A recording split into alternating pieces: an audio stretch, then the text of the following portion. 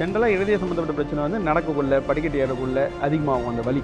அது வந்து ஏன்னா அந்த ஆன்ஜைனல் பெயின்னு சொல்லுவோம், ஆன்ஜைனா அப்படின்னு சொல்லுவோம். ஏன்னா அது வந்து ஒரு நெஞ்சை போட்டு அப்படி ஒரு அழுத்துற மாதிரி பெரிய ஒரு வெயிட்டு தூக்கி ஹார்ட்டில் வச்சு செஸ்ட் மேலே வச்சு அப்படி இருக்கும், ஒரு அழுத்த மாதிரி இருக்கும். அது வந்து இது வந்து யூஸ்வலாக வந்து இப்போல்லாம் வந்து நம்ம கொலஸ்ட்ரால்லாம் 20 இயர்ஸ்லேயே செக் பண்ணுங்கன்னு சொல்லுவோம். இந்த 18 காலேஜ் கோயிங் இயர்ஸ்லேயே செக் பண்ணுங்க அப்படின்னு சொல்கிறோம். அதுதான் இப்போ டிக்டம். அதுக்குன்னே பார்த்தீங்கன்னா 40 வயசு 45 வயசுன்னு சொல்லிட்டு இருந்தாங்க. இப்போ மோர் அண்ட் மோர் எங்கே இப்படிலாம் பிரச்சனை வருதுன்னு இப்போ இந்தியன் கைட்லைன்ஸு இப்போ இந்தியாவில் சொல்கிறது வந்து காலேஜ் கோயிங் இயர்ஸ் இப்போ 18 இயர்ஸ் 20 இயர்ஸ்லேயே நீங்கள் கொலஸ்ட்ரால் செக் பண்ணி பாருங்கள். ஃபேமிலி ஹிஸ்ட்ரி இருந்ததுன்னா இன்னும் எங்கேயாவது பார்த்துக்கலாம். நம்ம ஸ்மோக் பண்ணுறோம், அதை ஒருத்தங்க ஸ்மோக் பண்ணுறாங்க, அதனால தான் வந்து அவங்களுக்கு வந்து லங் ப்ராப்ளம், கேன்சர் ப்ராப்ளம், அப்புறம் அந்த ஹார்ட் அட்டாக்கு, இந்த இதய சம்மந்தப்பட்ட பிரச்சனைலாம் வரலாம். இன்றைக்கி நிறுத்தினாங்கன்னா எவ்ரிடே எஃபெக்ட் கம்மியாகிட்டு வருது. மொதல் 1 இயரில் 50% ரிடக்ஷன் இருக்கலாம், மொதல் 50% கம்மியாகிடுது அவங்களுடைய பாதிப்பு. ஆனால் டோட்டலாக ஒரு நான் ஸ்மோக்கர் லெவலுக்கு வரத்துக்கு 10லேருந்து 15 வருஷம் ஆகும். ஆஞ்சியோகிராஃபின்றது பிளாக் இருக்குதான்னு கண்டுபிடிக்கிற டெஸ்ட்டு. ஒன்ஸ் அந்த பிளாக் கண்டுபிடிச்சிட்டாங்க, மைல்டு மீடியம் பிளாக்காக இருக்குது அப்படின்னா மாத்திரைகள் வச்சுருவாங்க. ஒரு 70% மேலே பிளாக் இருந்ததுன்னா அவங்க இல்லை. இது எதுவுமே நாங்கள் கார்டியாலஜிஸ்ட் டாக்டர் வந்து எதுவுமே என்னது கட்டிங்கு, தையல், ஸ்டிச்சஸ் அதெல்லாம் பண்ணுறது கிடையாது. ட்ரில்லிங் அப்போ பொது பார்வையில் இதோ இப்போ ஹார்ட்டை பிரித்து பண்ணுவாங்க போல நினச்சிடக்கூடாது. ஸோ எல்லாமே வந்து இந்த தொட வழியால் கை வழியாக மணிக்கட்டில் ரத்த குழாயில் ஊசி போட்டு அது வழியாக அந்த டியூப் மாதிரி செலுத்தி எல்லாமே அது வழியாக தான். இந்த சால்ட் இன்டேக்கு நம்ம வந்து இப்போ சோடியம் குளோரைடு அப்படின்னு அந்த சால்ட் ஃபுல் காம்போசிஷன் எடுத்தோன்னா ஒரு நாளைக்கு 5 கிராமுக்குள்ளே இருக்கணும். வெறும் சோடியம் அப்படின்னு எடுத்திங்கன்னா அது வந்து ஒரு நாளைக்கு 24 ஹவர்ஸுக்கு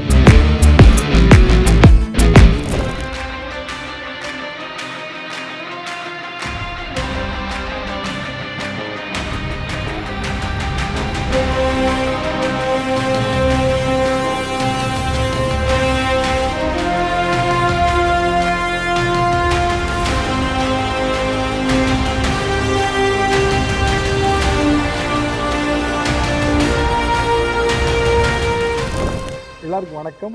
இந்த இன்ட்ரெஸ்டிங்கான கான்வர்சேஷனில் நம்மளோட senior interventional cardiologist MGM health care சென்னையிலேருந்து டாக்டர் பாபு ஏழுமலை அவர்கள் நம்மோட இருக்காங்க. என்ன பேச போகிறோம் அப்படின்னா, ஹார்ட் வந்து ஒரு குரூஷியலான ஒரு ஸ்பேஸ்.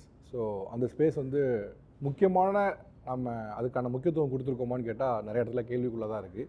ஸோ நிறைய டவுட்ஸ் இருக்குது இந்த குரூஷியல் ஸ்பேஸை பற்றி. ஸோ அதெல்லாம் தான் பேச போகிறோம். டாக்டர் வணக்கம். டாக்டர் வணக்கம் சார். டாக்டர் ஃபஸ்ட்டு வந்து நான் இன்டர்வியூ சொன்ன மாதிரி இந்த ஹார்ட் வந்து ஒரு குரூஷியலான ஸ்பேஸாகவே இருந்துகிட்ருக்கு. உதாரணத்துக்கு பல்ல ஏதாவது மேஜர் ஆப்ரேஷன் பண்ணாலோ அல்லது கண்ணில் ஏதோ ஆப்ரேஷன் பண்ணாலோ என்ன பண்ணாலும் வந்து கார்டியாலஜிஸ்ட்டை ஹார்ட்டில் ப்ராப்ளம் இல்லைன்னு ஒரு ரிப்போர்ட் எடுத்து வந்துருங்க, அப்புறம் பண்ணிக்கலாம் அப்படின்னு. ஸோ எதுக்கு எடுத்தாலும் ஹார்ட்டுக்கு ஒரு குரூஷியலான ஸ்பேஸாக வச்சுட்டே இருக்காங்க. ஏன் ஹார்ட்டுக்கு ரொம்ப குரூஷியலான ஸ்பேஸாக இருக்குது? சார், நம்ம உடம்புல வந்து ஹார்ட் வந்து ஒரு இம்பார்ட்டன்ட் ஆர்கன். எல்லாருக்குமே இம்பார்ட்டண்ட்டு. அதில் ஹார்ட் வந்து பார்த்திங்கன்னா அவங்க ஒரு எந்த ஒரு ஆப்ரேஷன் பண்ணுறதுனாலும், இப்போ தலையிலேருந்து கால் வரைக்கும் அது கண் ஆப்ரேஷனோ, அது பல்லு சம்மந்தப்பட்ட ஆப்ரேஷனோ, வயிறு ஆப்ரேஷன், எலும்பு, எந்த ஆப்ரேஷன்னாலும், பிரெயின் ஆப்ரேஷன் எல்லாத்துக்குமே ஒரு அடல்ட்டு ஒரு 40 வயசுக்கு மேலே இருக்கவங்களுக்கு ஜென்ரலாக ஒரு ஹார்ட் ஃபிட்னஸ் கேட்பாங்க. ஸோ எல்லா ஆப்ரேஷனுமே கார்டியாலஜிஸ்ட் வந்து ஒரு ஒப்பீனியன் வாங்கிட்டு தான் அதுக்கப்புறம் பண்ணுவாங்க. இது எதனாலனா அங்கே ஆப்ரேஷன் அப்போ மயக்க மருந்து கொடுக்குறாங்கல்ல, இந்த அனசீசியா, ஜென்ரல் அனசீசியா இல்லை ஸ்பைனல் அனசீசியா அளவுலாம் கொடுக்கக்குள்ள அந்த மருந்து, அந்த அனசெட்டிக் மருந்து வந்து கொஞ்சம் ஹார்ட்டோட இன்ட்ராக்ஷன் இருக்கலாம். ஒரு பிபி, ஹார்ட் ரேட் ஃப்ளக்சுவேஷன் இருக்கலாம். இது வரைக்கும் அவங்களுக்கு வெளிப்படாத ஒரு செஸ்ட் பெயினோ, ஒரு மார்வலி, மூச்சு வாங்கலாம் அந்த டைமில் தெரிய வரலாம். அதனால தான் யூஸ்வலாக ஹார்ட் எப்படி ஃபிட்டாக இருக்கா, பண்ணால் ஏதாவது பிரச்சனைகள் வருமா அப்படின்றது அவங்க மயக்க டாக்டரும் எங்ககிட்ட கேட்டுக்கிறாங்க. நாங்கள் ஓகேன்னு சொன்னதுக்கப்புறம் தான் பெரும்பாலும் அவங்க பண்ணுறாங்க. இப்போ சில பேர் வந்து ஃபிசிக்கலாக அதிகம் ஒர்க் அவுட் பண்ணுறவங்க வந்து இந்த இடத்துல வலிக்குது அப்படிம்பாங்க. இல்லை யங்ஸ்டர்ஸ் இருக்கவங்க அது கீழே கொஞ்சம் இடத்துல வலிக்குது. சில பேர் வந்து நான் அதிகமாக ஆயில் இதெல்லாம் சாப்பிட்றதுனால கேஸ்ட்ரிக் ப்ராப்ளம் இருக்குங்க, அதுக்கு ஒரு இது சொல்கிறாங்க. ஆனால் இது எல்லாத்துக்குமே பார்த்தீங்க அப்படின்னா செஸ்ட்டுக்கிட்ட கை வச்சு தான் வலிக்குது அப்படிங்கிறாங்க. ஸோ இப்போ வந்து எந்த இடத்துல எப்படி பெயின் வந்தால் அது வந்து ஒரு கார்டியாக்கில் ஒரு ரிஸ்க் மார்க்கராக பார்ப்பீங்க? ஏன்னா எல்லாரும் ஃபிசிக்கல் ஒர்க் அவுட் பண்ணுறவங்களும் அவங்களும் வலிக்குதுங்கிறாங்க. ஸோ இந்த இதில் எந்த பெயினை எப்படி டிஃப்ரென்ஷியேட் பண்ணி பார்க்குறது? இப்போ வந்து இந்த இடத்துல அவங்க வலின்னு சொல்கிறாங்கன்னா நம்ம வந்து அவங்களுடைய ரிஸ்க் ஃபேக்டர் பார்ப்போம். ஒரு வயது இருக்குது, ஒரு 50 வயசில் ஒருத்தர் சொல்கிறாரு ஒரு சுகர், பிபி, கொலஸ்ட்ரால் ஆகுதுன்னா பெரும்பாலும் அந்த ஹார்ட் ப்ராப்ளமாக இருக்கிறதுக்கு வாய்ப்புகள் இருக்குது. அது எல்லாருமே ஒரு தடவை டாக்டர்கிட்ட போய் செக் பண்ணி பார்த்துக்கணும். பட் இருந்தாலும் ஒரு லேமேனோ எப்படி அதை தெரிஞ்சிக்கலாம் இது ஹார்ட் ப்ராப்ளமாக வேறு என்ன இருக்கணும்னா ஒரு சிம்பிள் டெக்னிக். ஜென்ரலாக இருதய சம்மந்தப்பட்ட பிரச்சனை வந்து நடக்கக்குள்ள படிக்கட்டு ஏறக்குள்ள அதிகமாகும் அந்த வலி. அது வந்து ஏன்னா அந்த ஆன்ஜைனல் பெயின்னு சொல்லுவோம், ஆன்ஜைனா அப்படின்னு சொல்லுவோம். ஏன்னா அது வந்து ஒரு நெஞ்சை போட்டு அப்படி ஒரு அழுத்துற மாதிரி பெரிய ஒரு வெயிட்டு தூக்கி ஹார்ட்டில் வச்சு செஸ்ட் மேலே வச்சு அப்படி இருக்கும், ஒரு அழுத்த மாதிரி இருக்கும். அது வந்து இந்த இடது பக்கம் கைக்கு பரவலாம், தாடை வரைக்கும் போகலாம், ரேடியேட்டிங் பெயின்னு சொல்லுவாங்க. ஃபுல்லாக இது வரைக்கும் போகாது, இது வரைக்கும் ஆம் வரைக்கும் அந்த இது வரைக்கும் போகலாம், தாடைக்கு பரவலாம். ஸோ ஸோ அந்த மாதிரி இருக்கும் கூட மூச்சு வாங்கல் ஸ்வெட்டிங்லாம் இருக்கும், இந்த நடக்கக்குள்ள வேர்வெல்லாம் வரலாம். இது வந்து யூஸ்வலாக வந்து இந்த மாதிரி வலி இருந்ததுன்னா அது வந்து ஹார்ட் ரிலேட்டட் பெயின். இது இல்லாமல் தசை எலும்பு வலியாக இருக்கலாம், மசில் போன் பெயின், அப்புறம் அசிடிட்டி ப்ராப்ளமும் இருக்கலாம். மசில் போன் பெயினுன்றது வந்து அவங்களுக்கு ஏதாவது ஒரு இடத்துல லோக்கலைஸாக இந்த இடத்துல எனக்கு வலிக்குது அப்படின்னு சொல்லலாம். ஒரு கழிச்சு படுக்கக்குள்ளே பெட்டில் படுக்கக்குள்ளே திரும்பக்குள்ளே வலி இருக்குது, மூச்சு இழுத்தா வலி இருக்குது, இரும்புக்குள்ளே வலி இருக்குது, அப்புறம் வந்து ஏதாவது பாத்திரங்கள் ஏதாவது தூக்கினா வலி இருக்குதுன்னா பெரும்பாலும் இந்த தசை எலும்பு வலியாக இருக்கலாம், இந்த பாடி மூமெண்ட்டில் வரதெல்லாம். நிறைய பேர் வந்து அந்த ஷோல்டர் ஜாயிண்ட் இந்த தோள்பட்டை வலி இருக்குது, அவங்க நவுத்த முடியாது, அந்த மூமெண்ட் கொஞ்சம் ரெஸ்ட்ரிக்ஷனாக இருக்கும், இதுக்கு மேலே தூக்க முடியாதுன்னுவாங்க. அதெல்லாம் ஜவ் ரிலேட்டட் பிரச்சனை.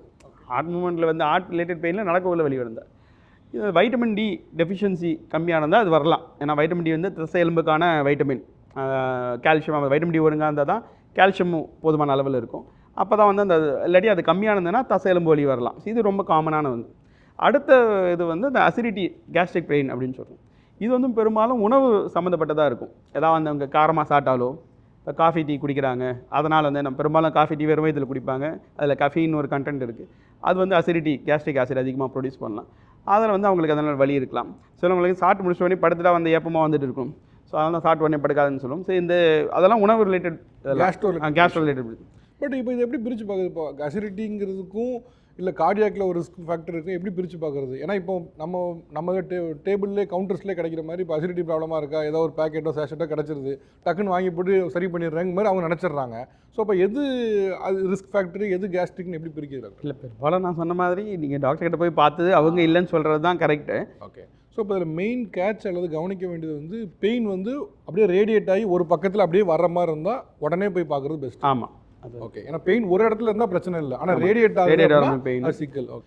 இப்போ இன்கேஸ் இப்போ இந்த மாதிரி பிரச்சனைலாம் சொன்னீங்க, அதில் வந்து புறக்காரணிகளாக இருக்கக்கூடிய ஒன்று ஃபேமிலி ஹிஸ்ட்ரி ஒன்று, அப்புறம் ஸ்மோக்கிங்காக ட்ரிங்க் பண்ணுறவங்க அதெல்லாம் இருக்குங்க. இப்போ ஃபேமிலி ஹிஸ்ட்ரியில் ஒரு அப்பா ஒரு அம்மா இருக்காங்க, அதில் வந்து அவங்க அம்மாவுக்கு வந்து ஹார்ட் அட்டாக் வந்திருக்கு அப்படின்னா அவங்களுடைய மகனுக்கோ மகளுக்கோ எத்தனை சதவீதம் அது ஃபேமிலி ஹிஸ்ட்ரியில் வரதுக்கான வாய்ப்பு, அந்த மாதிரி ஏதாவது நம்ம டேட்டா அது மாதிரி இருக்கு கரெக்டாக? அது ஆமாம். ஸோ ஃபேமிலி ஹிஸ்ட்ரி வந்து அதுவும் முதல் நிலை ஃபேமிலி ஹிஸ்ட்ரி இருந்ததா, first degree relatives, father mother, அப்பா அம்மா, பிரதர் சிஸ்டர்ஸ், அண்ணன் தம்பி அக்கா தங்கச்சிக்கு இவங்களுக்கு இருந்ததுன்னா நமக்கு ஹார்ட் ப்ராப்ளம் வரதுக்கு வாய்ப்புகள் இருக்குது. அதுவும் அவங்க 90% 80% அந்த மாதிரி அதாவது நம்மக்கிட்ட எக்ஸாக்டாக நம்ம அந்த மாதிரி ரிலேஷன் சொல்ல முடியாது, அந்த மாதிரி நம்ம எக்ஸாக்ட் டேட்டாஸ் இல்லை. பட் ஆனால் வந்து அவங்களுக்கு வந்து சின்ன வயசில் வந்திருந்ததுன்னா, இப்போ அவங்களுக்கு வந்து இப்போ 70 வயசில் அவங்களுக்கு 80 வயசில் இருந்தால் அது நார்மல் தான்.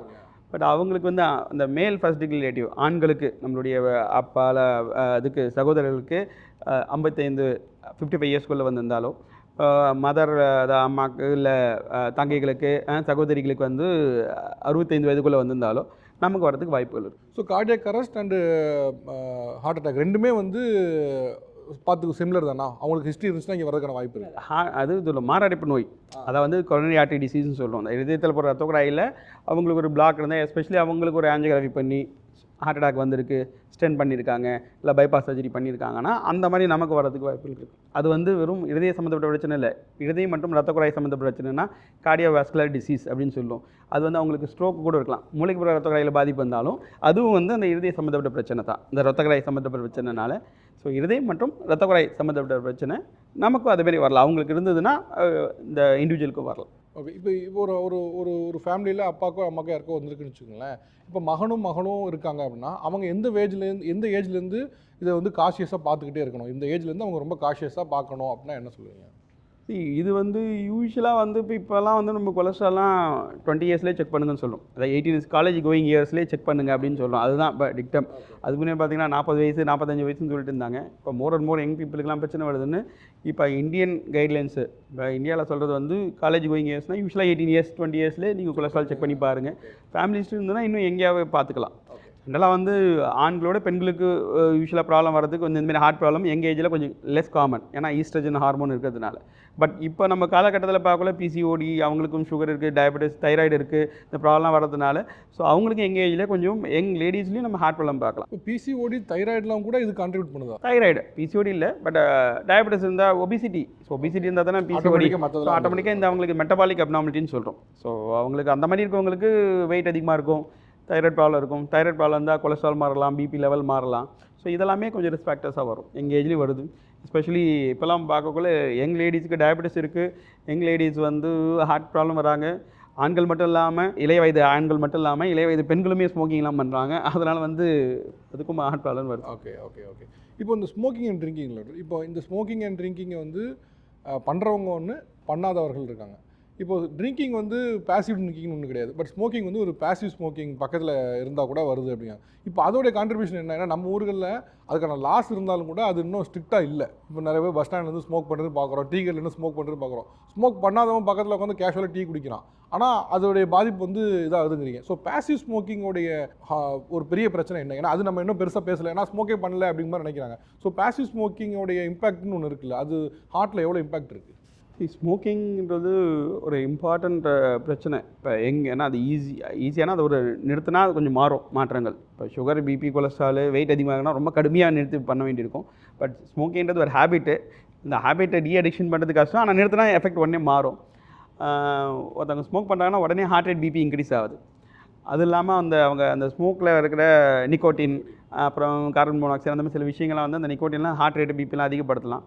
இப்போ நம்ம ஸ்மோக் பண்ணுறோம், அதை ஒருத்தவங்க ஸ்மோக் பண்ணுறாங்க, அதனால தான் வந்து அவங்களுக்கு வந்து லங் ப்ராப்ளம், கேன்சர் ப்ராப்ளம், அப்புறம் அந்த ஹார்ட் அட்டாக்கு, இந்த இதய சம்மந்தப்பட்ட பிரச்சனைலாம் வரலாம். இன்றைக்கி நிறுத்தினாங்கன்னா எவ்ரிடே எஃபெக்ட் கம்மியாகிட்டு வருது. 1 இயரில் 50% ரிடக்ஷன் இருக்கலாம். 50% கம்மியாகிடுது அவங்களுடைய பாதிப்பு. ஆனால் டோட்டலாக ஒரு நான் ஸ்மோக்கர் லெவலுக்கு வரத்துக்கு 10லேருந்து 15 வருஷம் ஆகும். ஓகே. அதாவது ஸ்மோக் பண்ணிட்டு விட்டுட்டாருன்னா 10லேருந்து 15 வருஷம் கழிச்சு தான் அவருக்கு நார்மலாகவே ஆகும். ஆமாம், அந்த ஹார்ட் ரிலேட்டட் இந்த கார்டியோவாஸ்குலர் ப்ராப்ளம் வந்து கம்மியாகிறதுக்கு, அது வரைக்குமே அவங்களுக்கு ஹார்ட் ப்ராப்ளம், ஸ்ட்ரோக் வரதுக்கு வாய்ப்புகள் இருக்குது. ஆனால் ஃபஸ்ட்டு 1 இயரில் நிறைய எஃபெக்ட் இருக்கும், கம்மியாகும். பட் அதுக்கப்புறம் வந்து டோட்டலாக அது கம்மியாகிறதுக்கு, நார்மல் ஸ்டேஜ் அந்த ரிஸ்க் 0 ஆகிறதுக்கு 10லேருந்து 15 வருஷம் வரைக்கும் ஆகும். ஸோ அது வரைக்குமே அவங்க ஹார்ட் அட்டாக் இல்லை ஸ்ட்ரோக் அந்த மாதிரி பிரச்சனைகள்லாம் வரலாம். இதில் வந்து இப்போ யங் ஜென்ரேஷனில் வந்து ஒருத்தவங்க ஸ்மோக் பண்ணுறாங்க. இப்போ ஒருத்தவங்க சின்ன வயசில் ஹார்ட் ப்ராப்ளம் வராங்கன்னா ஃபஸ்ட்டு கேட்குறது ஸ்மோக்கிங் தான். ஸ்மோக்கிங் இருக்கா, அப்புறம் ஸ்ட்ரெஸ், அந்த மாதிரி தான் கேட்போம். இதே ஒரு 60 வயசில் வரவங்களுக்கு சுகருக்கு தான் கேட்குறோம். எங்கேஜ்லேயும் சுகர் இருக்கலாம், பட் மோர் காமன் ஸ்மோக்கிங் தான்.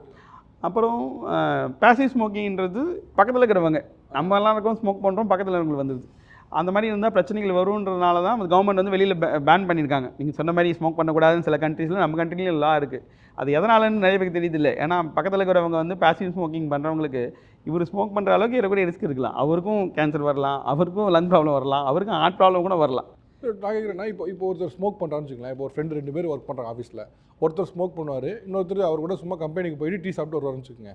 இப்போ ஸ்மோக் பண்ணுறவர் இருக்கார்ல, அவர் டெய்லி ஸ்மோக் பண்ணுவோம் பக்கத்தில் நிற்காருன்னு வச்சுங்களேன். இப்போ இவருக்கு என்ன விதமான உடல் ஆரோக்கிய பிரச்சனை வருதோ அதே பிரச்சனை கூட இருக்கவங்களுக்கும் அதே மாதிரி இம்பாக்ட் தான் இருக்கும். ஆமாம், அவராக ஸ்மோக் பண்ணுறவருக்கு பார்த்தீங்கன்னா அட்லீஸ்ட் அந்த ஸ்மோக் சிகரெட்லாம் இப்போலாம் வந்து அந்த ஃபில்டர்னு ஒன்று இருக்கும், கொஞ்சம் ப்ரொடெக்ஷன் இருக்கும். பக்கத்தில் இருக்கிறவருக்கு அது கூட இருக்காது. ஸோ இன்ஹேல் பண்ணுறவருக்கு பக்கத்தில் இருக்கிற பேசிவ் ஸ்மோக்கிங், என்வரான்மெண்டல் ஸ்மோக்கிங்கிறாங்க, செகண்ட் ஹேண்ட் ஸ்மோக்குன்றது தான் அதுக்கு பேரும். அவருக்கு இதேமாரி பாதிப்புகள் வரலாம். ஸோ அதனால் வந்து தான் நம்ம வெளியில் ஜென்ரல் பப்ளிக்கில் ஸ்மோக் பண்ணக்கூடாதுன்னு, பக்கத்தில் யாராவது ஒர்க் பண்ணுற இடத்துல ஃப்ரெண்ட்ஸில் யாராவது ஸ்மோக் பண்ணாலும் கூடாதுன்னு சொல்லணும். அப்போ வந்து ஸ்மோக் பண்ணுறவனுக்கு வந்து 100% ஹெல்த்தில் பாதிப்பு வருதுன்னா, பக்கத்தில் இருக்கவனுக்கு 100% ஹெல்த் பாதிப்பு வருது. அது கம்மியாக இருக்கலாம், பட் ஏற்கனவே இருக்கும். ஏன்னா இவர் நிறைய தடவை ஸ்மோக் பண்ணுவார், அவர் பக்கத்தில் இருக்கிறதுனால இவருக்கும் அதேமாதிரி வர்றதுக்கு வாய்ப்புகள் இருக்குது. இப்போ ஒரு பெரிய அடல்ட்டுக்கே இந்த பிரச்சனை இருக்குன்னு பார்க்குறோம். இப்போ சில பேர் வீட்டில் வந்து ஃபாதர் ஸ்மோக் பண்ணுவாங்க, சின்ன குழந்தைங்க இருப்பாங்க, அவன் பால்கனியில் தான் ஸ்மோக் பண்ணுறேன் அப்படின்னு சொன்னால் கூட சின்ன குழந்தைங்க ஹால்லையும் லிவிங் ரூமில் விளையாண்டுட்டு இருப்பாங்க. இப்போ அவங்களுக்கு இன்னும் இம்பாக்ட் டபுள் ட்ரிபிள் ஆகும் இல்லையா? இல்லை, அதுதான் நாங்கள் எல்லாருக்கும் வரவங்களுக்குலாம் சொல்கிறது, சுகர், பிபி இருந்துன்னா உங்களுக்கு மட்டும் தான் பிரச்சனை.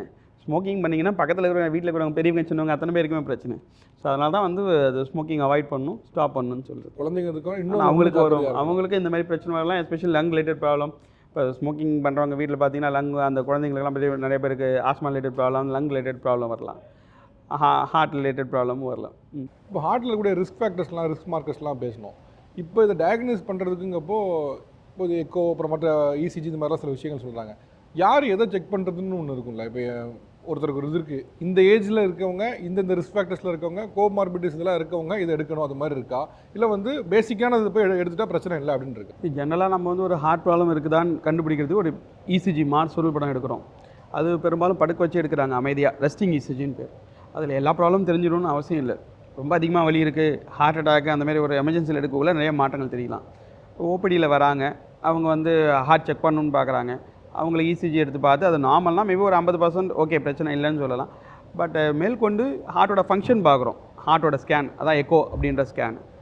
அப்புறம் அதுலேயும் நல்லா இருந்ததுன்னு ஸ்டில் டவுட் இருக்குதுன்னா நடக்க வச்சு இசிஜி பார்க்குறோம், ட்ரெட்மில் பெல்ட் மேலே நடக்க வைக்கிறோம். அது அப்படியே அப்பப்போ கொஞ்சம் ஸ்பீட் இன்க்ரீஸ் ஆகும். அதில் பார்க்குறோம் ஏதாச்சும் பிரச்சனைகள் இருக்கான்னு. ஸோ பெரும்பாலும் இதில் தெரிய வந்துடும். பட் அந்த ட்ரெட்மில் நார்மல்னாலும் நெகட்டிவ்னு சொல்லுவோம், அப்நார்மல்னால் பாசிட்டிவ்னு சொல்லுவோம். அது நெகட்டிவ்னாலும் பிளாக் இல்லைன்னு அர்த்தம் இல்லை, கிரிட்டிக்கல் பிளாக் இல்லைன்னு மட்டும் தான் சொல்லுது. அதாவது நடக்கக்குள்ள ரத்த ஓட்டத்தை கம்மி பண்ணுற அளவுக்கு ஒரு பிளாக் இல்லை, அது மட்டும் தான் அது ட்ரெட்மில் நார்மல்னாலும் அதுதான் சொல்லுது. பட் உங்களுக்கு அது மைல்ட் மீடியம் பிளாக் இருக்கா அப்படின்னு தெரிஞ்சுக்கணும் அப்படின்னு நினைக்கிறவங்க மேற்கொண்டு அடுத்த டெஸ்ட்டு சிடி ஸ்கேன் அப்படி இருக்குது. இது வந்து பெருசாக சிம்டம்ஸ் இல்லாதவங்களுக்கு சொல்கிறேன். ஒரு பார்டர் லைன் இருக்குது, என்னுடைய ஹார்ட்னு தெரிஞ்சுக்கணும். பட் எல்லாருக்கும் சிடி பண்ணணுமா அப்படி இல்லை. அவங்களுடைய வந்து ஒரு ஸ்ட்ராங் ஃபேமிலி ஹிஸ்ட்ரி இருக்குது, ஃபாதருக்கு பிரச்சனை இல்லை, மதருக்கு பிரச்சனை, பிரதருக்கு பிரச்சனை இருக்குது, ஹார்ட் ப்ராப்ளம், இல்லை இவருக்கு வந்து சுகர் இருக்குது, இந்த இண்டிவிஜுவலுக்கே சுகர் இருக்குது, அப்புறம் பிபி இருக்கலாம், இல்லை ஸ்மோக்கிங் ஹிஸ்ட்ரி இருக்கலாம். அந்த மாதிரி இருக்கவங்களுக்கு செக் பண்ணி பார்த்துட்டு சிடி ஸ்கேன் பண்ணுவோம். அதில் சிடியில் பிளெயின் சிடியில் கால்சியம் ஸ்கோர் அப்படின்னு பார்ப்பாங்க. அந்த இருதயத்தில் இருக்கிற ரத்த குழாய், கொரோனரி ஆர்ட்ரி அப்படின்னு பேர். அதில் வந்து லாங் ஸ்டாண்டிங் பிளாக், ஒரு பிளாக் இருக்குது, ரொம்ப நாள் இருந்தால் கொஞ்சம் கொஞ்சமாக அந்த கொழுப்பில் வந்து கால்சியம் டெபாசிட் ஆகிடும்.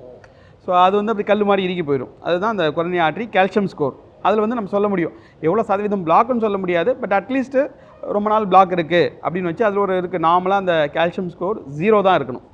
அப்போ 100 இருக்கா 300 இருக்கா லெவல் போகக்குள்ள ஓகே அவங்களுக்கு பிளாக்காக இருக்கலாம் அப்படின்றது நம்ம ஒரு அடுத்த லெவல் டெஸ்ட்டுக்கு போவோம். பட் அதில் டை இன்ஜெக்ட் பண்ணி பார்க்குறது தான் சிடி ஆஞ்சியோகிராஃபி, கொரோனரி ஆஞ்சியோகிராஃபி. அதில் வந்து இந்த மைல்ட் பிளாக் இருக்கா, மீடியம் பிளாக் இருக்கா, எந்த இடத்துல இருக்குது, ரத்த குழாய் ஆரம்ப பகுதியில் இருக்குதான்னு எல்லாமே தெரிய வந்துடும். ஸோ அதுவும் பண்ணி பார்க்கலாம். ஸோ இப்போ புரிஞ்சுக்கிறோன்னா நார்மல் இசிஜியோ இல்லை த்ரெட்மில் இசிஜியோ எடுத்துகிட்டு அதில் வந்து நெகட்டிவ் அப்படின்னு வந்துட்டுனா நம்ம ஹார்ட்டில் எந்த பிரச்சனை இல்லைன்னு ரிலாக்ஸ் ஆக முடியாது. நம்ம அதுக்கு அடுத்து இருக்கக்கூடிய சிடி ஆன்ஜியோ எடுத்து பார்த்துட்டு தான் நம்ம வந்து இருக்கா இல்லையானே தெரியும். ஆமாம், உங்களுக்கு பிளாக் இருக்குதா இல்லையான்னு அதில் தான் தெரியும். மைல் மீடியம் பிளாக் கூட சிடியில் தான் தெரியும். முக்கியமான இன்ஃபர்மேஷன் தான். ஏன்னா நிறைய பேர் இசிஜியும் ட்ரெட்மில் இசிஜி முடிச்சுட்டு எனக்கு ஒன்றும் இல்லைன்னு சொல்லிட்டாங்க அப்படின்னு ரிலாக்ஸாக உட்காந்துருவாங்க. அப்படி பார்க்கும்போது அது மட்டும் பத்தாது, உங்கள் ஃபேமிலி ஹிஸ்ட்ரி தான் இது எடுக்கணும். ஆமாம், இதில் எடுக்கணும். ஃபேமிலி ஹிஸ்ட்ரி மற்ற ரிஸ்க் ஃபேக்டர்ஸ் இருந்தால் அதெல்லாம் பண்ணி பார்க்கணும். மொத்தமாக எனக்கு ஹார்ட்டில் ரிஸ்க் இருக்கா இல்லையான்னு 0 ஆக்கணும் அப்படின்னா நீங்கள் சொல்கிற சிடி ஆன்ஜியோ கார்டியாலஜிஸ்ட் பண்ணுறது பண்ணணும். ஆமாம், அது வந்து இது வந்து சிடி ஆன்ஜியோன்றது சிடி ரேடியாலஜி டாக்டர் பண்ணுறது. அவங்க தலையிலேருந்து கால் வரைக்கும் எல்லா சிட்டியும் பண்ணுவாங்க, ஹார்ட்டையும் பார்ப்பாங்க. அதை டை வந்து ஏன்னா எப்போவுமே அந்த கான்ட்ராஸ்ட் இன்ஜெக்ட் பண்ண தான் ரத்த குழாய் தெரியும், பக்கத்தில் இந்த டிஷ்யூலேருந்து வேறுபாடு பண்ண முடியும். அது கையில் இன்ஜெக்ட் பண்ணுவாங்க, உடம்பு ஃபுல்லாக அந்த கான்ட்ராஸ்ட் பரவும், ஹார்ட்டும் தெரியும். But final gold standard test, அதாவது கன்ஃபர்மேஷன் பண்ணுற டெஸ்ட் வந்து கார்டியாலஜிஸ்ட் பண்ணுற ஆன்ஜியோ, அது கத்தீட்டர் ஆன்ஜியோன்னு சொல்லுவாங்க. இந்த கை மணிக்கட்டு வழியாவோ தொட வழியாவோ சின்ன ஊசி போட்டு ஒரு கத்தீட்டர் ஒரு டியூப் மாதிரி ஹார்ட் வரைக்கும் போகும். அது மறுக்கிற மருந்துனால உள்ள அது யாருக்கும் உணர்ச்சி தெரியாது. 45 வருஷமாகவே அப்படி தான் பண்ணிட்டு இருக்கோம் உலகம் ஃபுல்லாக ஆன்ஜியோகிராஃபி. அதில் ஹார்ட் வரைக்கும் போயிட்டு செலக்டிவாக ரத்த குழாய்கிட்ட போய் இந்த மருந்து இன்ஜெக்ட் பண்ணி பார்க்கல அதில் இன்னும் நம்ம கிளியராக தெரிய வரும் உள்ளக்கிற அந்த ரத்த குழாய் ப்ரெஷரு அதெல்லாம் பார்க்கறதுனால ஃபைனல் கன்ஃபர்மேஷன் டெஸ்ட் கார்டியாலஜிஸ்ட் பண்ணுற ஆன்ஜியோகிராஃபி கேத்தலாப் அப்படின்ற இடத்துல பண்ணுவாங்க. அதுதான் அந்த கத்தீட்டர் ஆன்ஜியோ தான் ஃபைனல் கன்ஃபர்மேஷன் டெஸ்ட். ஸோ இப்போ 0 எனக்கு வந்து ஹார்ட்டில் பிரச்சனை இருக்கா இல்லையா நான் 100% வந்து கன்ஃபார்ம் பண்ணால் கத்தீட்டர் ஆன்ஜியோ தான் கரெக்ட். ஆமாம், அந்த ஆன்ஜியோ பண்ணதுக்கு அப்புறம் தான் ஒருத்தருக்கு வந்து நம்ம சப்போஸ் ஸ்டென்ட் பண்ணுமா பைபாஸ் பண்ணுமான்னு முடிவு பண்ணுறதும் அந்த கார்டியாலஜிஸ்ட் பண்ணுற ஆன்ஜியோவில் தான். அதுதான் ரொம்ப முக்கியமானது. ஆமாம், அதான் ஃபைனல் டெஸ்ட். அது வந்து சிம்டம்ஸ் இருக்கிறவங்களுக்கு இல்லை நம்ம ஏற்கனவே சொன்ன டெஸ்ட்டில் ட்ரெட்மில்ல இல்லை சிடியில் ஏதாச்சும் அப்நார்மல் வரவங்களுக்கு இந்த டெஸ்ட் பண்ணுவோம் நம்ம. இல்லை அவங்களுக்கு அதிகப்படியான வலி இருக்குது தொந்தரவு இருக்குது அப்பயும் வந்து நம்ம இசிஜியை பார்த்துட்டு நேராக நம்ம கார்டியாலஜிஸ்ட் பண்ண ஆன்ஜியோவும் பண்ணுவோம். ஸோ நீங்கள் பேசும்போது சொன்னீங்க இந்த கால்சிஃபைடு, இந்த ஆர்ட்ரியில் கால்சிஃபைடு சொன்னீங்க. இப்போ கால்சியம் டெபாசிட் ஆகிறதுங்கிறது வந்து ரொம்ப நாள் கொழுப்பு டெபாசிட் ஆகிறது கால்சியமாக மாறுதல். ஆமாம், லாங் ஸ்டாண்டிங் பிளாக். ஸோ ரொம்ப நாளாக வந்து பிளாக் இருக்குது, அந்த பிளாக்கே கொலஸ்ட்ரால் டெபாசிஷனால தான் வருது. பட் நாளடைவில் வந்து அதில் கால்சியமும் டெபாசிட் ஆகும். வந்து உதாரணத்துக்கு ஒரு முடி வந்து அப்படியே போகல பார்த்தீங்கன்னா நம்ம வெள்ளையாக கிரேயாக மாறுற மாதிரி தான். ஸோ அந்த மாதிரி அதில் உடம்புல அந்த ரத்த குழாயில் அந்த பிளாக்ல வர சேஞ்சஸ் இன்னும் ரொம்ப நாள் ஆகுதுன்னு அர்த்தம். இந்த பிளாக் கல் மாதிரி இன்னும் இறுகிடும். Oh okay okay okay okay. So அதான் அந்த கால்சியம் டெபாசிஷன். ஆமாம், கால்சிஃபைட் பிளாக்னா அதுக்கு வந்து நம்ம வந்து யூஸ்வலாக நம்ம பிளாக்னா ஓப்பன் பண்ணுறதுக்கு ஆஞ்சியோபிளாஸ்டின்னு யூஸ் பண்ணுறோம். இந்த மாதிரி கால்சிஃபைட் பிளாக்கு ஓப்பன் பண்ணுறதுக்கு இது வந்து ஒரு சவாலான பிளாக். அது சவாலான பிளாக்னா சேலஞ்சிங் பிளாக் மாதிரி. அதுக்கு வந்து நம்ம காம்ப்ளெக்ஸ் அட்வான்ஸ் சிப் ஆஞ்சியோபிளாஸ்டின்னு இருக்குது. இது பண்ணுறது சிப் ஆஞ்சியோபிளாஸ்டி. சிப் ஆஞ்சியோபிளாஸ்டி என்னது? சிப் ஆஞ்சியோபிளாஸ்டின்னு இருக்குது. ஆக்சுவலாக ஆஞ்சியோபிளாஸ்டி இந்த பலூன் மாதிரி பண்ணுவாங்க. சிப் ஆஞ்சியோபிளாஸ்டிங்கிறது ஆஞ்சியோகிராஃபின்றது பிளாக் இருக்குதான்னு கண்டுபிடிக்கிற டெஸ்ட்டு. ஒன்ஸ் அந்த பிளாக் கண்டுபிடிச்சிட்டாங்க, மைல்டு மீடியம் பிளாக்காக இருக்குது அப்படின்னா மாத்திரைகள் வச்சுருவாங்க. ஒரு 70% மேலே பிளாக் இருந்ததுன்னா அவங்களுக்கு வந்து ஒரு ஸ்டென்ட்டோ அல்ல ஆஞ்சியோபிளாஸ்டி ஸ்டென்டிங் அப்படின்னு பேர், இல்லை பைபாஸ் சர்ஜரி அப்படின்னு சொல்கிறோம். இதில் வந்து ஆஞ்சியோபிளாஸ்டியில் இந்த நான் சொன்ன மாதிரி ஆஞ்சியோகிராஃபி மாதிரியே இந்த கத்தீட்டர் வரும், ஹார்ட் வரைக்கும் போயிட்டு பிளாக் இருந்தால் ஒரு ஒயர் மாதிரி போட்டு பலூன் வச்சு விரிவுபடுத்திட்டு மறுபடியும் அந்த ரத்த குழாய் சுருங்காமல் இருக்குது ஸ்டென்ட்டு ஒரு சுருங்கின ஒரு மெட்டல் போய் அங்கே விரிவுபடுத்திட்டு வந்துடும். அதுதான் வந்து ஆஞ்சியோபிளாஸ்டி. ஃபஸ்ட்டு ஆக்சுவலாக ஆஞ்சியோகிராம்ங்கிறது வந்து கத்தீட்டர் வந்து இந்த மணிக்கட்டில் இருக்கக்கூடிய அந்த ஐவி வழியாக போய் ஆர்டரி வழியாக போயிட்டு ரத்த குழாய் வழியாக போயிட்டு ஹார்ட் வரைக்கும் போயிட்டு மருந்து இன்ஜெக்ட் பண்ணி பார்க்குறது ஆஞ்சியோகிராஃபி. அது பிளாக்ல தான் டெஸ்ட். ஓகே, அது ஒயரே போகும், மீன் அந்த இதே போகும். ஆமாம், கத்தீட்டர் போகும், அது போகும், அது வரைக்கும் போயிடும். ஆமாம், ஹார்ட் வரைக்கும் போயிடும். ஆமாம், அது இந்த ஃப்ளூரோஸ்கோபி அப்படின்னு எக்ஸ்ரே மாதிரி ஒரு மெஷின் கீழே தான் வச்சுட்டு கேத்தலாப்ன்ற இடத்துல தான் பண்ணுவோம். அதுதான் சயின்ஸு. அப்படி தான் எல்லாருக்கும் பண்ணுறாங்க. ஒரு ஹார்ட் அட்டாக்னு வந்தாலும் உடனடியாக நம்ம வந்து உயிரை காப்பாற்றக்கூடிய டெஸ்ட்டு இதுதான். இதில் தான் கண்டுபிடிச்சி அடுத்த வைத்தியம் பண்ணுறோம். ஸோ இந்த சின்ன டியூப் ஹார்ட் வரைக்கும் போய் அதில் டை போகும். ஆமாம், அதில் இன்ஜெக்ட் பண்ணி அதில் டை போகும். ஸோ டை போய் அதை அதில் வந்து எந்த இடத்துல பிளாக் இருக்குன்னு பார்க்குறது. ஆமாம், அது ஆஞ்சியோகிராஃபி. அதில் பிளாக் கண்டுபிடிச்சி கிரிட்டிக்கல் பிளாக் இருந்தால் அந்த பிளாக் எடுக்கிற ஒரு வைத்தியம் தான் ஆஞ்சியோபிளாஸ்டி. அது வந்து இந்த ஸ்டென்ட் போடுறது அப்படின்னு சொல்லுவாங்க. ஸ்டென்ட் அங்கே டிப்ளை பண்ணுறது.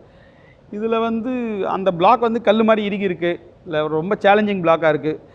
நான் எக்ஸாமில் கேள்வித்தாள் எப்பவுமே எல்லாமே ஈஸியாக இருக்கிறது இல்லை. ஸோ வர பேஷண்ட் வந்து ஈஸியான சிம்பிளான பிளாக் இந்த காலகட்டத்தில் பார்க்குறது ரொம்ப ரேரு. பார்த்தீங்களா, வரவங்கலாம் வந்து ஆமாம், இப்போ பெரும்பாலும் வரவங்கலாம் பார்த்தீங்கன்னா 2-3 பிளாக்கு இல்லை கிரிட்டிக்கல் பிளாக்கு, அந்த ரத்த குழாய் வந்து பிரான்ச்சிங் பாயிண்ட்னு சொல்லுவாங்க, வை மாதிரி இருக்கும், கிளை ரத்த குழாயெல்லாம் இருக்கிற பிளாக்கு, அந்த main power supply left main அப்படின்னு சொல்லுவோம், தலைக்காவேரி மாதிரி இந்த மெயின் ரத்த குழாயில் அதுலேயே பிளாக் வரும். ஸோ அந்த மாதிரி இருக்கவங்களுக்கு லாங் ஸ்டாண்டிங் பிளாக், ரொம்ப நாளாக பிளாக் இருக்குது, அது கல் மாதிரி இறுக்கி போயிடும். அது இல்லாமல் டோட்டல் பிளாக் 100% பிளாக்கு, திடீர்னு வந்தால் ஹார்ட் அட்டாக்கு, பட் ரொம்ப நாளாக இருந்தால் கிரானிக் டோட்டல் அக்ளூஷன் CTO அப்படின்னு சொல்லுவோம்.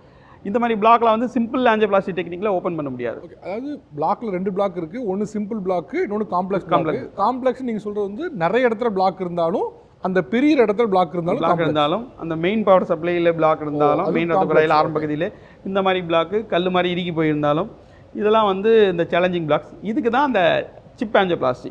ஓகே, ஸோ இந்த ஆஞ்சியோபிளாஸ்டில் ஸ்டென்ட் வந்து அங்கே வச்சுருவீங்க. ஆமாம், ஸோ அது விரிஞ்ச இடத்துல க்ளீன் பண்ணிவிட்டு ஸ்டென்ட் வச்சு அப்படி விரியா அப்படி நிற்கும். ஆமாம், அது வந்து அந்த ஸ்டென்ட்டே வந்து ஒரு டியூப் வழியாக போயிட்டு அந்த பலூன் இருக்கும், அதில் அது பலூன் வச்சு விரிப்படுத்திடும். அந்த மெட்டல் எக்ஸ்பாண்ட் ஆனதுக்கப்புறம் அந்த பலூனை சுருக்கி வெளில எடுத்துடுவாங்க. ஸோ அது மட்டும் இருக்குது.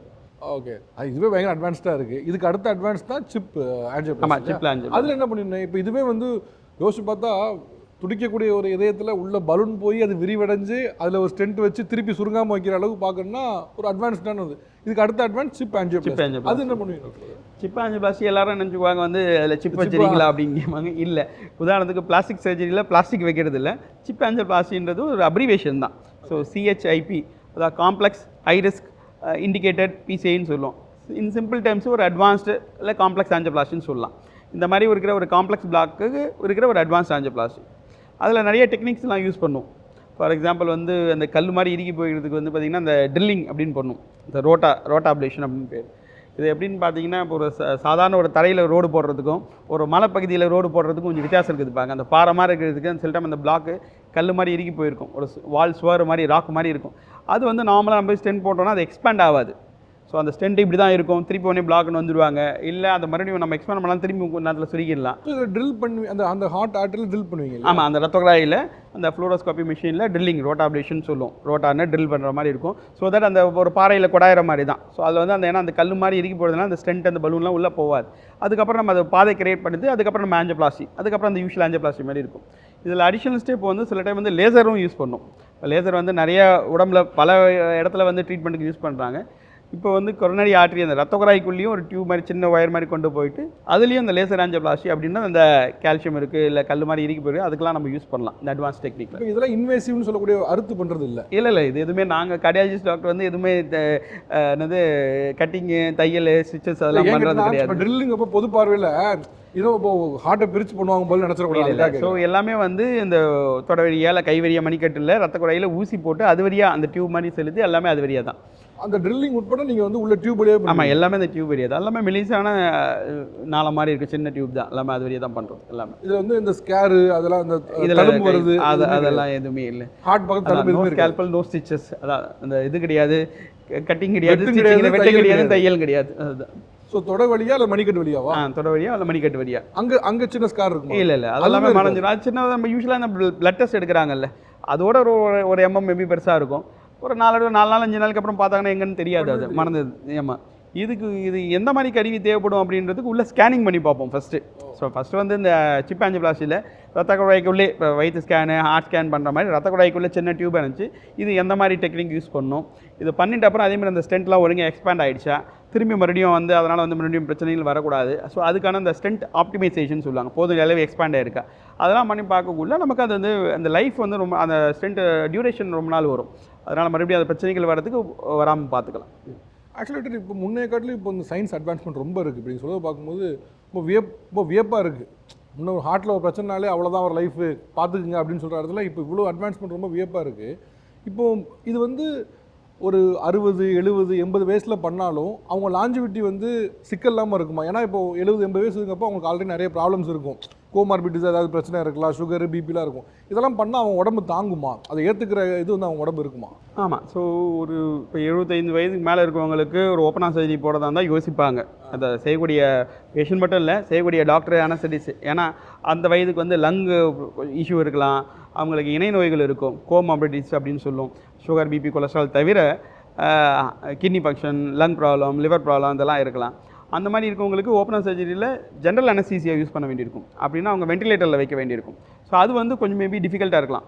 உதாரணத்துக்கு ஒருத்தர் ஸ்மோக் பண்ணுறவர், புகைப்பிடித்தல் பழக்கம் இருக்கிறவங்களுக்கு ரத்த குழாய் சம்பந்தப்பட்ட ஹார்ட் ப்ராப்ளம் இருக்கலாம், கூட அவருக்கு லங் ப்ராப்ளம் இருக்கும்.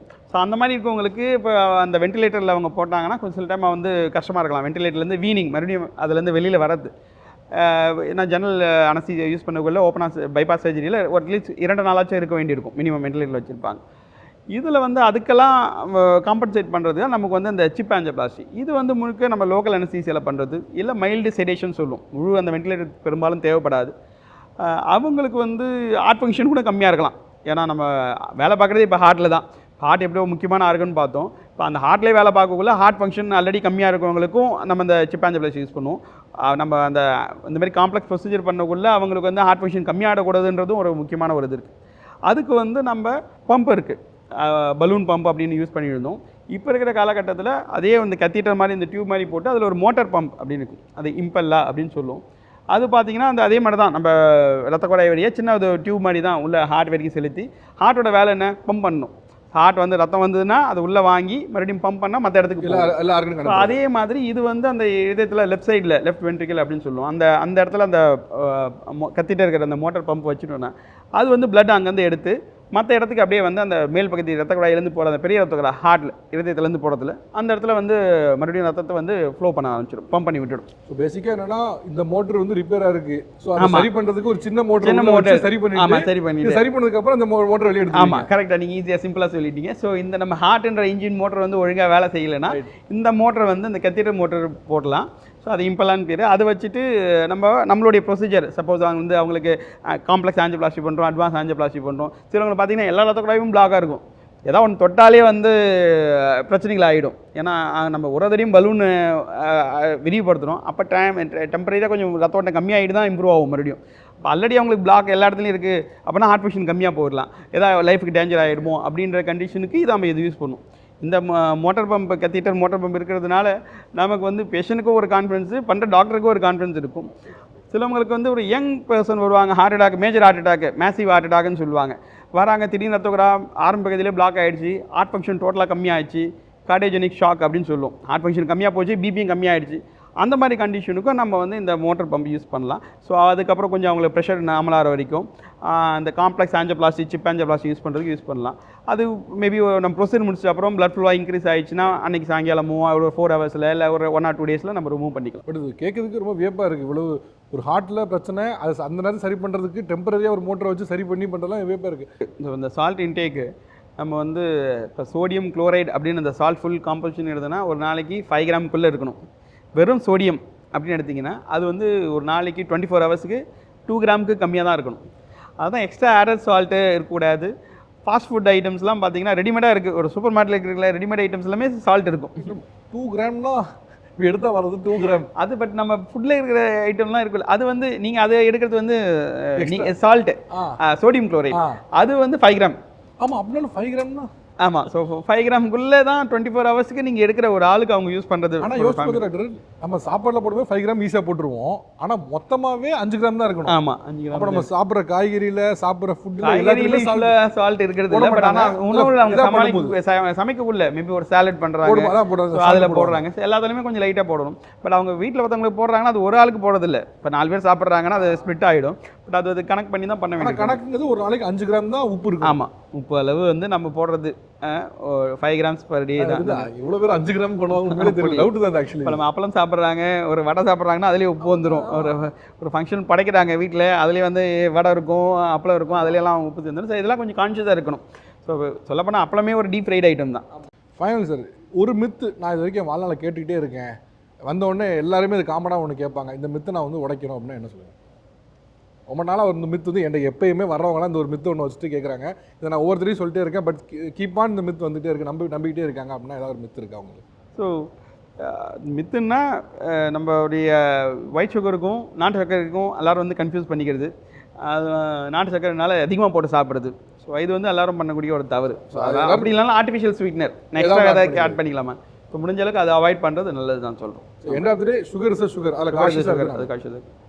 உண்மையிலே இது வந்து ஒரு பெரிய வரப்பிரசாதம், ஃபேசினேட்டிங்காக இருக்குது கேட்குறதுக்கு. ஒரு டியூபை உள்ளே விட்டு அதில் ஒரு சின்ன கேப்சூல் உள்ளே வச்சு ஹார்ட் பீட் கம்மியாகும்போது வீட்டை ஏற்றுறதெல்லாம் பார்க்கும்போது பயங்கர ஃபேசினேட்டிங்காக இருக்குது. நீ சொல்லப்போனால் 100 வயசுலாம் ரொம்ப ஈஸியாக தாண்டிடுவாங்க. ஆமாம், அந்த மாதிரி தான் எல்லாரும் விருப்பப்படுறது அதுதான், 100 வயசு வரணுன்றதுக்காக. இது பார்த்திங்கன்னா இப்போ நம்ம வேர்ல்டில் சில ரீஜன்ஸ் இருக்குது, ப்ளூ ஜோன்ஸ் அப்படின்னு சொல்லுவோம். ஜப்பானில் சில இடம் கண்டுபிடிச்சிருக்காங்க, நார்த் அமெரிக்காவில் 1-2 இடம் கண்டுபிடிச்சிருக்காங்க. அதே மாதிரி வந்து யூரோப்பில் இட்டாலி, கிரீஸ் அந்த மாதிரிலாம். இந்த மாதிரி இடத்துல வர மக்கள் பெரும்பாலும் 90 வயசு 100 வயசு தான் வாழ்ந்துட்டு இருக்காங்க. அது அப்படின்னு ஆராய்ச்சியில் கண்டுபிடிச்சா 90 வயசில் வண்டி ஓட்டு போவாங்க. வண்டி ஓட்டு போயிட்டு ஆச்சரியமாக இருக்கும், எப்படி 90 வயசில் வண்டி ஓட்டு போவாங்க. எப்படி அவங்க இருக்கிறாங்கன்னு பார்த்தீங்கன்னா அவங்களுடைய உணவு பழக்கம் இருக்கும். அப்புறம் வந்து அடுத்தது லைஃப் ஸ்டைல். பெரும்பாலும் வந்து இந்த பிளான்ட் பேஸ்டு டயட்டு தான் எடுக்கிறாங்க, ஹோல் ஃபுட்டுன்னு சொல்கிறாங்க, அந்த மாதிரி எடுப்பாங்க. அப்புறம் அவங்க வந்து பெரிய ஸ்ட்ரெஸ்லாம் வச்சுக்கிறது இல்லை, அவாய்ட் பண்ணிக்கிறாங்க. ஈவினிங் ஆனால் ரிலாக்ஸ் ஆகிடுறாங்க, எல்லோரும் கூடி வந்து ஒரு சந்தோஷமாக இருக்காங்க. ஒரு இடத்துல இன்னொரு இடத்துக்கு போகிறதுக்கு யூஸ்வலாக அந்த சைக்கிள் இல்லை நடக்கிறது, இந்த மாதிரி எக்ஸசைஸ்லாம் தான் பண்ணிகிட்டு இருக்காங்க. இந்த மாதிரி பெரும்பாலும் அவங்க பண்ணுறதுனால அவங்களுடைய சராசரி லாஞ்சிவிட்டி ஏஜ் எல்லாருமே அந்த இடத்துல பார்த்திங்கன்னா 90 வயசு 100 வயசு தான். ஸோ இங்கே யாரெல்லாம் 100 வயசுலாம் வாழணும்னு நினைக்கிறாங்களோ இன்னும் அந்த கொஞ்சம் ஸ்ட்ரெஸ் அவாய்ட் பண்ணிக்கணும், ஸ்மோக்கிங்காக ஸ்டாப் பண்ணணும், ஸ்லீப் பேட்டர்ன் போதிய அளவு தூங்கணும், அப்புறம் வந்து டெய்லி கொஞ்சம் வாக்கிங் இருக்கணும், உணவு பழக்க வழக்கம்லாம் கொஞ்சம் அட்ஜஸ்ட் பண்ணிக்கணும், இனிப்பு ஐட்டம்ஸ்லாம் கொஞ்சம் கம்மி பண்ணிக்கணும், சால்ட்டு கம்மியாக எடுத்துக்கணும், ஃப்ரைட் ஐட்டம்ஸ் கம்மியாக பண்ணணும். ஸோ இதெல்லாம் பண்ணால் ஏறக்கூடிய அந்த ப்ளூ ஜோனில் இருக்கிற ஏரியா மாதிரி நம்மளும் 100 வயசு 90 வயசு வரைக்கும் 90 வயசு 100 வயசு வரைக்கும் வரலாம். ஆல்ரைட், ரொம்ப ரொம்ப நன்றி. Thank you so much for time. நிறைய காம்ப்ளெக்ஸான விஷயத்தை ரொம்ப சிம்பிளாக லேமன் டைம்ஸ் புரியுற மாதிரி சொன்னீங்க. Thank you so much for time. Thank you sir, நன்றி, வணக்கம்.